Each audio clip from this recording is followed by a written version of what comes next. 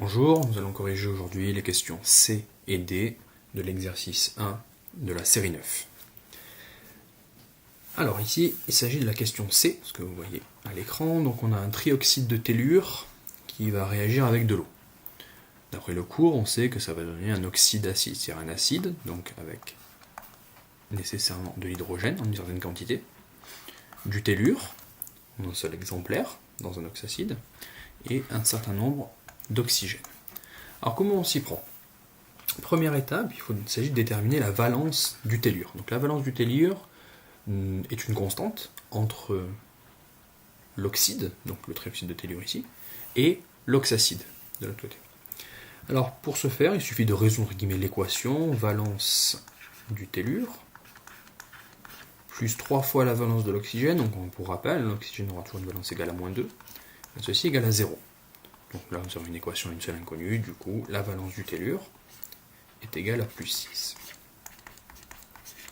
Ce qui signifie que dans l'oxyde acide, dans l'oxacide, la somme des valences de l'hydrogène et de l'oxygène doit être égale à moins 6, de manière à équilibrer, il s'agit d'une molécule, pour que la somme totale soit égale à 0.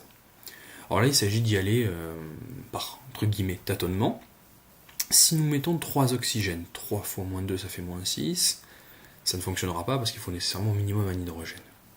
Pour rappel, dans un oxacide, tous les hydrogènes sont liés, en tout cas pour nous, à un oxygène.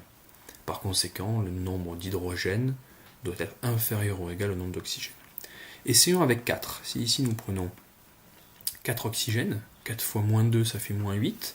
Avec 2 hydrogènes, moins 8 plus 2, ça fait moins 6. Mathématiquement, ça marche. Il s'agit maintenant de vérifier que chimiquement ça marche, c'est-à-dire qu'il faut que nous arrivions à écrire une formule développée selon le tableau que nous avions vu dans le chapitre 4 avec cette formule brute.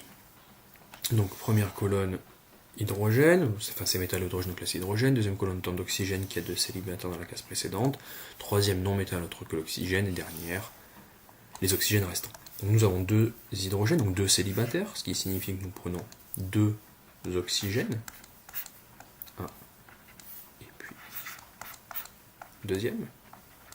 Le tellure, qui est de valence 6, 1, 2, 3, 4, 5, 6, et puis les 2 oxygènes restants.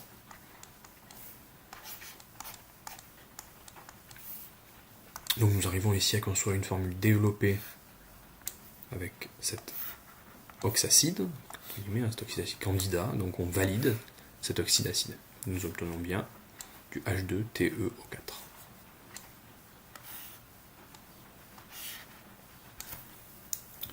Question suivante, question D. Le principe de raisonnement est le même, sauf que cette fois-ci nous avons l'oxyde acide et il nous manque les 2 réactifs. Donc l'un des 2 réactifs, on peut tout de suite le mettre, ce sera forcément de l'eau. Il s'agit ici de trouver l'oxyde. Donc de l'oxyde, nous avons du manganèse. Donc c'est un élément de transition, sa valence doit être supérieure à 4 pour faire partie de la catégorie entre guillemets des non-métaux. Donc un certain nombre de manganèse, un certain nombre d'oxygène. Première chose à faire, déterminer la valence, qui ne bougera pas. On a dit entre l'oxyde acide et l'oxyde tout court.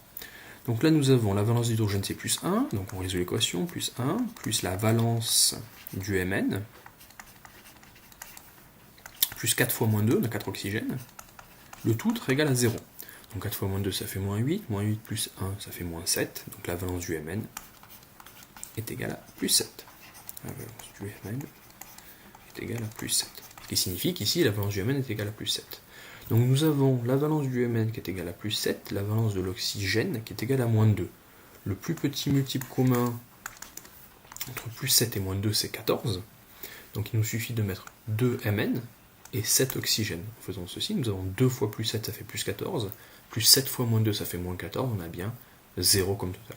Ne pas oublier, donc dans la question précédente, dans la question C, l'équation était déjà équilibrée. Ici, elle n'est pas équilibrée, il s'agit donc de l'équilibrer.